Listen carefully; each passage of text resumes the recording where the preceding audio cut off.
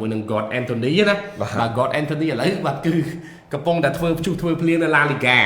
បាទយប់មិញហ្នឹងគឺគាត់ជួយក្លឹប Real Betis របស់គាត់ហ្នឹងឈ្នះបាទ Sevilla 2-1 ទៀតបាទឈ្នះ 2-1 ទោះបីជាគាត់មិនជាអ្នករកគ្រាប់បាល់ក៏ប៉ុន្តែគាត់ចូលរួមចំណែកបានច្រើនបាទ Anthony យប់មិញបាទស្ថិតិរបស់គាត់បាទ rating របស់គាត់បាន 17.8 បាទជួយឲ្យឈ្នះ Sevilla 2-1 តែគាត់អត់បានទាត់ចូលឬក៏ assist ទេប៉ុន្តែគាត់ធ្វើបានល្អនិយាយថាគាត់បង្កើតឱកាសបានច្រើនបាទឥឡូវ Real Betis 29ប្រកួតមាន47បន្ទុកបាទស្មើ Villarreal បាទគឺគ្រាន់តែចាញ់គ្រាប់បាល់ណាឥឡូវ Real Betis ឡើងមកលេខ6 Villarreal នៅលេខ5បាទ Real Betis ក៏កំពុងតែជាបេក្ខភាពមួយប្រជែងយកកៅអីលេងពានអឺរ៉ុបបាទនៅការក្រោយដែរបើមិន Europa Conference League ក៏ Europa League ដែរបាទតែបើ Champions League ប្រហែលរៀងតឹងបន្តិចបាទដោយសារ La Liga ដូចជាបាន4កៅអីណា Champions League បាទ Bilbao គេល្អដែរបាទតែខ្ញុំគិតថា Real Betis នឹងអាចបាទមានកៅអីលេងពានអឺរ៉ុបនៅដីកាក្រោយប៉ុន្តែអ្វីដែលចាប់អារម្មណ៍នោះបាទគឺ Isco បាទដែលជាដៃគូរបស់ Anthony បាទក្លុកស្លាប់ម្នាក់មកខាងណាមួយនៅឆ្វេងមួយនៅស្ដាំពេលខ្លះ Isco ឆ្លាស់មកនៅស្ដាំ Anthony រត់ទៅឆ្វេងវិញសាក់ការគ្នាបានល្អមែនទែនបាទ Isco ហ្នឹងគឺថាគាត់ចេញមកនិយាយណាក្រោយចប់ឈ្នះ Sevilla 2-1 យប់មិញក្រោយជួយ Real Betis ឈ្នះ Sevilla 2-1 យប់មិញ Isco គាត់ថាគាត់ចង់ឲ្យ fan ដែលគាត់គ្រប់គ្រងក្លឹប Real Betis គាត់ស្រឡាញ់ Anthony ហ្នឹងណាបាទដើម្បីរក្សា Anthony ទុកបាទគឺគាត់ចង់ឲ្យ fan ហ្នឹងបង្កើតមូលនិធិមួយបាទបង្កើតមូលនិធិមួយរយអង្គាសថវិកាហ្នឹងដើម្បីទិញ Anthony ផ្ដាច់ពី Manchester United តែម្ដងបាទអានេះយើងមិនដឹងគាត់និយាយលេងឬអីណាគាត់ប្រើពាក្យថា crowdfunding បាទគាត់ចង់ឲ្យអ្នកគ្រប់គ្រងហ្នឹងគឺថារយអង្គាសថវិកាបាទជាមូលនិធិមួយហ្នឹងដើម្បីទិញបាទទិញ Anthony នឹងផ្ដាច់ពី Manchester United តែម្ដងគណៈដែលកីឡាករខ្សែបម្រើប្រយុទ្ធសញ្ជាតិប្រេស៊ីលរូបនេះបើមកលេងឲ្យក្លឹប Real Betis នេះគឺក្នុងលក្ខខណ្ឌខ្ចីជើងទេបាទគឺខ្ចីជើងពីក្លឹប Manchester United មកហើយខ្ចីជើងមកនេះទៀតសោតមិនមែនថាមកលេង Real Betis ហ្នឹងគឺ Man U រួចទេណាបាទ Man U នៅតែបន្តបង់ប្រាក់ឈ្នួលប្រចាំសប្តាហ៍គាត់ចឹងគាត់ថាបន្ថយប្រហែល%ទៅទៀតថា 100% ពេល Real Betis ខ្ចីមក Real Betis ជួយបង់ពាក់កណ្ដាលអញ្ចឹងឬក៏ 40% អញ្ចឹងណាអញ្ចឹងសល់ប្រហែល 60% ទៀត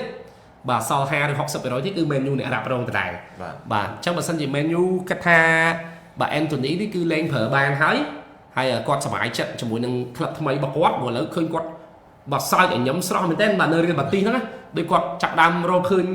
តម្រង់របស់គាត់ឡើងវិញជីវិតគាត់ចាប់ដើមភីងឡើងវិញបាទជីវិតភីងឡើងវិញអញ្ចឹងទៅអញ្ចឹង Man U ប្រហែលជាអាចនឹងអនុញ្ញាតឲ្យ Anthony នឹងចាក់ចេញដែរណាមួយ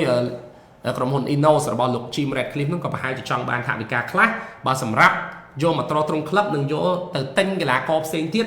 ដើម្បីកុំឲ្យតែគិតតែពីចំណាយអត់លក់ទៅវាធ្វើឲ្យប៉ះពាល់ជាមួយហិរញ្ញវត្ថុក្លឹបដែរព្រោះ Man U លើកំពុងជួបបញ្ហាហិរញ្ញវត្ថុដែរ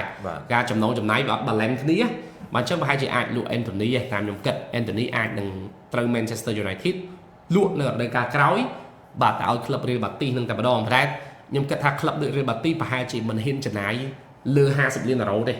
បាទត្រឹមចន្លោះ30-40នឹងគឺច្រើនបំផុតសម្រាប់ពួកគាត់ដែរ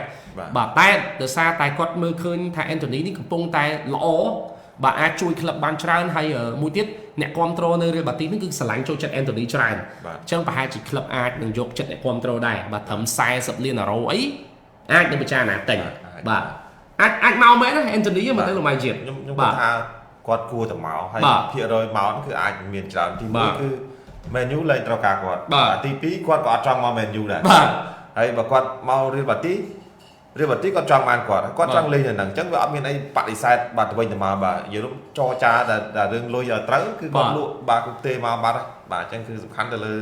ថវិកាថា Man U ចង់បានប្រមាណហើយ Man U ក៏បើគាត់ចង់លក់អីបើគាត់ទាថ្លៃពេកគេអត់លក់ក៏គាត់យកទៅដេកស៊ីប្រាក់ខែទៀតហើយបាទចឹងអរេជឿតែ Anthony មកឃើញឡើងជើងចឹងណាមក Man U មិនស្រួលយ៉ាប់ទៀតបាទយ៉ាប់ទៀតចឹងក៏អត់ត្រូវជាមួយនឹងតម្រង់របស់គ្រូថ្មីនេះលោក Ruben Amorim នេះបាទចឹងអាចនឹងយ៉ាប់មួយសាសទៀតចឹងប្រហែលជានៅ Real Betis ហ្នឹងល្អជាងបាទឲ្យគាត់នៅទេជួនកាលគាត់អាចឡើងជើងនៅ Real Betis ហ្នឹង 2-3 រដូវកាលជាប់គ្នាគាត់ថាបានដែរឬក៏គាត់ឡើងជើងឲ្យមានក្លឹបណាផ្សេងចាប់អារម្មណ៍ទិញយកគាត់ទៅណាចំណេញបាទដូច Real Madrid អីឧទាហរណ៍ណា Real Madrid ឬក៏ Atletico Madrid អីចាប់អារម្មណ៍យកគាត់ទៅអាហ្នឹងអនាគតរបស់គាត់កាន់តែល្អវិញហើយព្រោះគាត់វ័យគាត់ក៏នៅអាចលេងបានយូរឆ្នាំទៀតដែរ Anthony ដូចតែ20ជាងនេះទេបាទ24 25ទេតាមមើលទៅបាទអញ្ចឹងខ្ញុំគិតថា Anthony បាទអាចនឹងត្រូវក្លឹប Real Betis បាទទិញយកផ្ដាច់តែម្ដងនៅរដូវកាលក្រោយ បាទហើយ club Manchester United ក៏យល់ព្រមលក់ដែរនៅក្នុងតម្លៃមួយដ៏សមរម្យបាទតែបើថាលក់ទៅនឹងអាខាតទេបើទិញមកដល់ជិត100លានហ្នឹងបាទទិញមកដល់ជាង80លានអឺរ៉ូអីហ្នឹងបាទហើយទិញមកហ្នឹងរកអត់បាន20គ្រាប់ផងមកនៅ Man U ជាង2ឆ្នាំទៅហើយបាទហើយមករៀលបាទីលេងរកទាំងគ្រាប់ទាំងអាស៊ីហ្នឹងឡើងចូលជាង10គ្រាប់20គ្រាប់ហើយបាទមកបើទៅដូចជាតំមករៀលបាទីនៅមករៀលបាទីនៅដើមឆ្នាំ2025ហ្នឹងទីផ្សារដោះដូរនៅល្ងាហ្នឹងបាទខែមករាហ្នឹងតែមកទីផ្សារដោះដូរខែមករាហ្នឹងទេបាទ January transfer window ហ្នឹងទេបាទក៏មកគាត់ថាល្អប៉ុណ្ណេះទៅហើយបាទចឹងខ្ញុំគិតថា Anthony